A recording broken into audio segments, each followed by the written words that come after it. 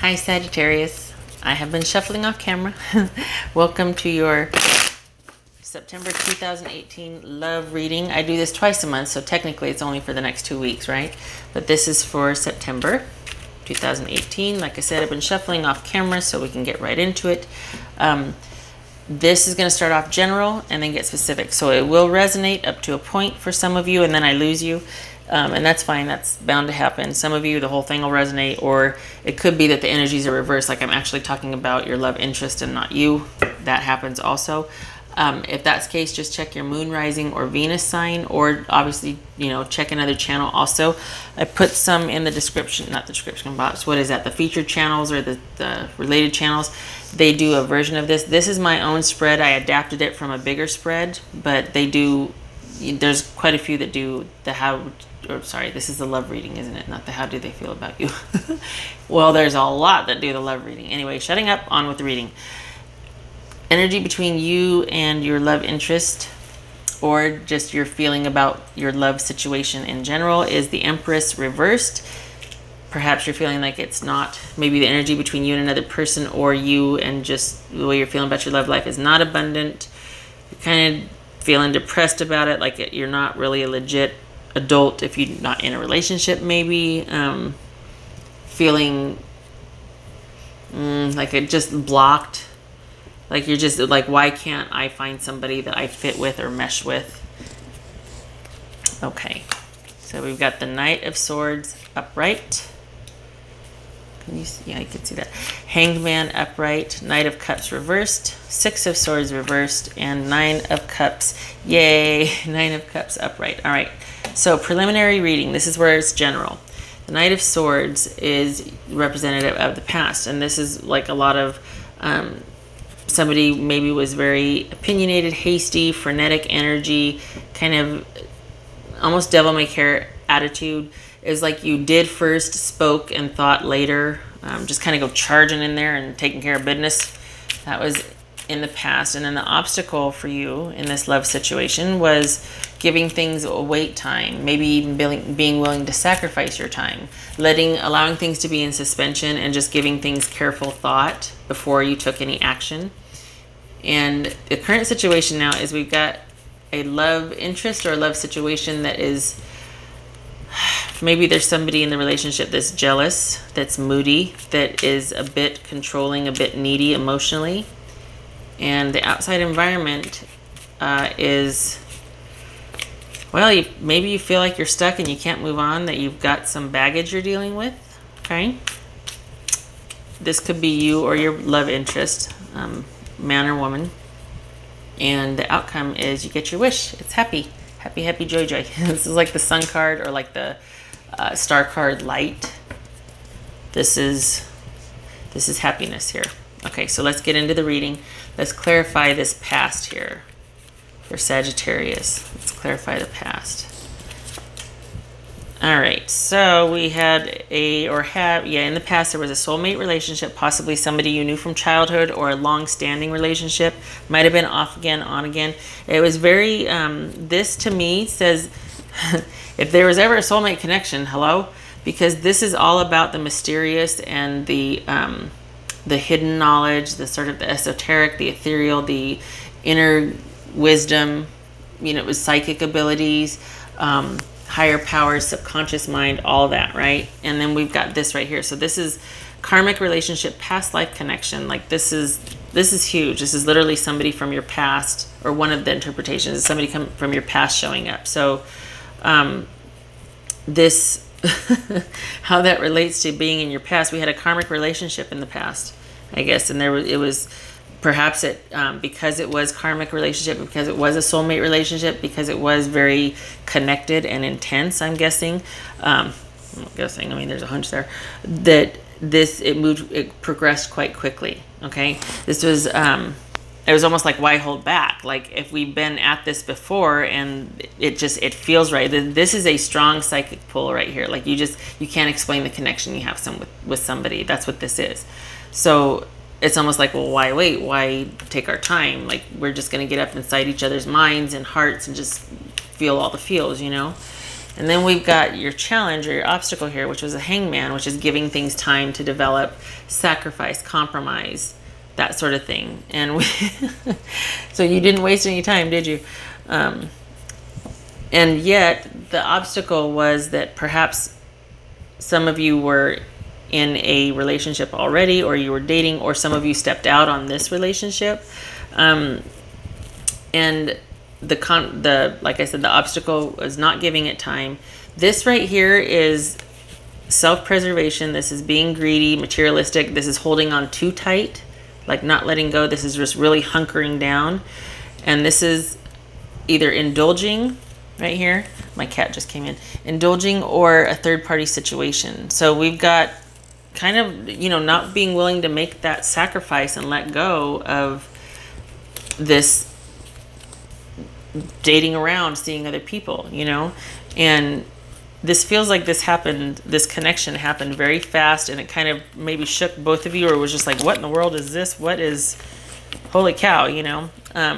If it also could be, like I said, somebody that you knew from the past, that you've known quite some time, and there's just that connection, that really strong connection you guys have, because you know each other so well, and it's like you're one of a kind for each other.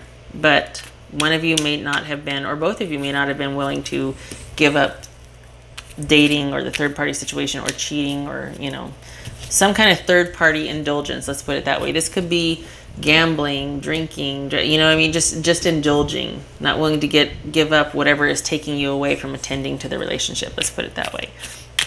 And right now the current situation is somebody is quite moody, jealous, maybe they're even unrealistic about their expectations in the relationship. They're very could be quite controlling because of their emotional, maybe they're insecure, maybe they're feeling like they need to be that way to secure their place in the relationship. And so you've got this sort of, it's like you're in the relationship, but you know, it's not stable in the sense that it's about somebody kind of controlling the other person with their emotions, or both of you are quite jealous of each other and not trusting of each other. You're not open. And it could be, this feels like someone is looking at other options.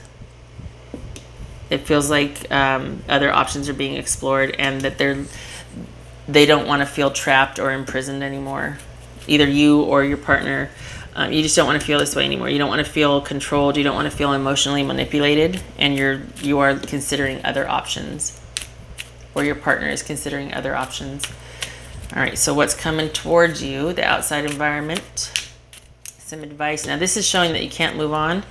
Okay, so this, all right, okay, well, we dodged a bullet, all right. You know, this is almost like this is the high, and then this might be the crash, kind of.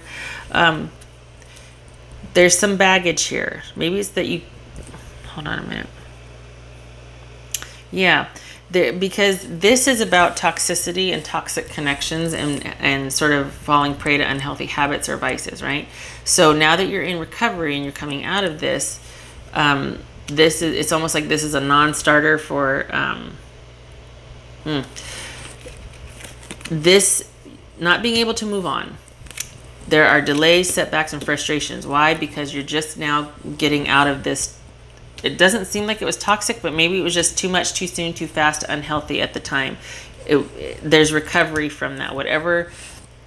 I could see this being kind of heavy, because if you just met somebody that you feel like you're been a long time connected to, whether it's a past life or just a past, you know, it's somebody you've known for quite some time, and then there's cheating involved, or there's just control issues, moodiness, jealousy, exploring other options. You're never fully in it, you're never fully out of it, but you feel this incredibly strong pull to this person, right?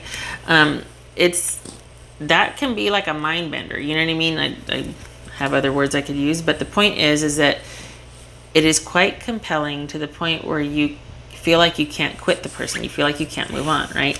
And so there's a lot of delays and setbacks and frustration, and you almost feel set upon, or you almost feel like this keeps getting in your way, like this right here keeps getting in your way. And even though you're probably out of it, like you guys are taking a break, or maybe you cut things off, or you're just not talking, so that you're out of it, but at the same time there's still these like this pull, this setback, this frustration. You're detached, you're thinking, but at the same time, you're still in it because there's just something you can't quite quit or let go of, okay? So that's what's coming towards you. That's the outside environment. That's what you're dealing with the people around you. For, you know, and on the other hand, it's almost like, all right, another twist on this. I don't know though. See, okay, another interpretation, because I know sometimes some of you say, okay, the way I took this, and that's entirely appropriate because it could totally apply to your situation. So of course, the small fraction of this would be like, hang on, wait a minute, don't let go. The worst is over. Just slow down and see what you can work out, like power through the frustration, power through the setbacks. But that is going to be up to you if that resonates, because to me, this seems like this is kind of madness right here. It was a little frustrating, a little like, I want to be set free. And so you're in recovery, but there's still delays and frustrations and setbacks because you can't let go. You feel like you can't start with somebody new yet because you're still kind of working out that business with the other person. All right. So at the end, we have here at the end, we have the 9 of Cups. That is happiness. Okay. Why is that happy? Ooh.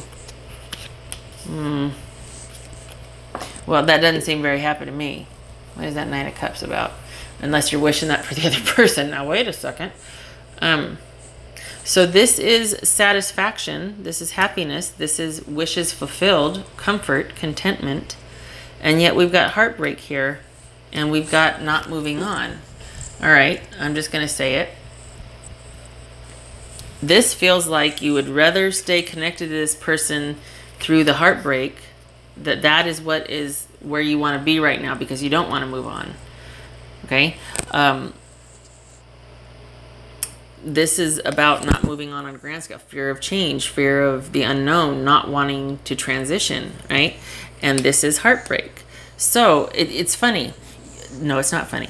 My point is, you know how you kind of come to this clearing where you're like, okay, I know we're not together. I have accepted that. I still don't want to be with anybody else. I'm still hurting over this person. And I'd rather stay hurting over this person than to move on. Okay? That's what this feels like. I hope my mic's not messing up. Sorry if it is. It feels like this is right where you want to be right now. You kind of want to be where you're dealing with the heartbreak. And you know that you don't want to move on. You know that you probably should. You're very aware of what you should be feeling or should be doing. But you're fine right where you are. And that's really bizarre, but it's totally understandable because I have been there myself to where it's like, I don't want to do anything. I'm fine where I am. I'm heartbroken. I'm still getting over this. I'm stable, but I don't even want to think about trying something with anyone else or, you know what I mean? So I completely get it. Now watch, this is going to say engagement or marriage or honeymoon or something. It does that to me every time. Oh dear. What's going on here? All right. Like I said, I was having sound issues, so I think I got everything figured out. This one, as far as I know, it doesn't have any crackle. So, should be okay. Let me know, though, if it, oh my God, I just like lightning, crackle, and thunder. Okay. I don't think it is, though. All right. Please don't be honeymoon or engagement. Oh, thank God. Forgiving and learning. Because honestly, it messes with me when that's like forgive, or engagement or honeymoon or, such and such. It's like, wait a minute. As you release and heal the past, you experience more love in your present moments. And maybe that's what this is about, is a close examination. You're not able to let go. You're in that heartbreak, but you're content being there because you're working through it. You're not just like cutting everything off. That's not this. You wouldn't be feeling, you're working through it, so you're making peace with it, I guess is a good way to put it. You're making peace with it. And I get it. This is, that when you have that connection with somebody, and especially if you feel like it's karmic or past life, or just you've known them forever and you just met them and you rush in and everything just happens so quick, and then the more you find out about the person, you're like, oh, wait a second. Should have given this some time and space. I get it. Everybody's been there. That's tough to, because not every relationship's like that. It's like hold on a second, there we go. That's a once in a while thing. It doesn't happen all the time. Some people don't even ever have that, that intense. So, get it. Fluorite, natural beauty and authenticity.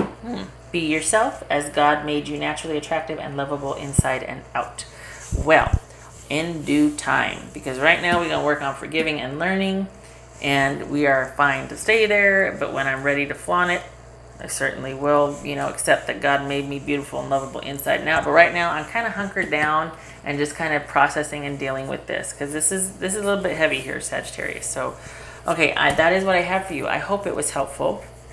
Oh, as far as how it relates to this is about things not progressing, things not being abundant, things not just, there's this weird dependence and then breaking away, and then like a creative block and things, constant delays and setbacks. So this makes sense with this stop-start. There's this huge connection at first, and then it gets weird, and then, but you just can't quite quit them mentally. This makes, yes. All right. So anyway, Sagittarius, that is what I have for you. This was your September 2018 love reading. Thank you for stopping by. The good news is I do another one in 2 weeks. So if this didn't resonate, or if it did, maybe the next 2-week outlook will look better.